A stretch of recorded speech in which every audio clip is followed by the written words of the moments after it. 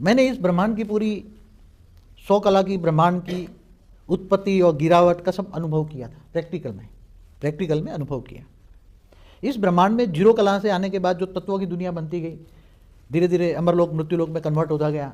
अमरलोक मृत्युलोक में जब बनता है और आत्माएं जब गिरती हैं, चिल्लाती हैं, तो आप सोच भी नहीं सकते हैं इन आत्माओं को कितनी दुख दर्द भरी कहानी होती है। वो मैंने महसूस किया सभी की, चाहे कोई भी ब्रह्मांड हो, कोई भी हो।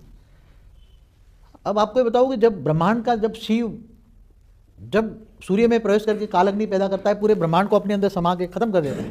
पूरे ब्रह्मांड की आत्मा क्या हो जाती है? खत्म हो जाती है।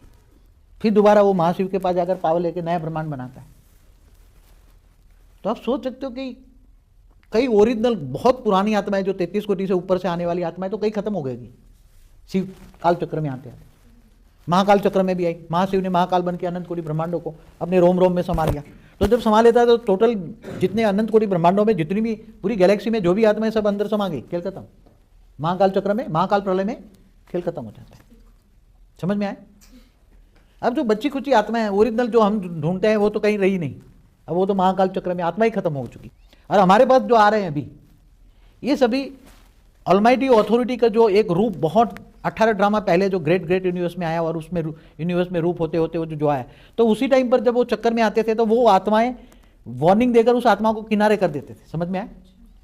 चाहे महाकाल प्रलय हो तो उनको पता बता देते थे, वो महाकाल प्रलय में वो आत्मा साइड में हो जाती थी, बाकी संभाल लेते, उसको दूसरे गैलेक्सी में भेज देते थे।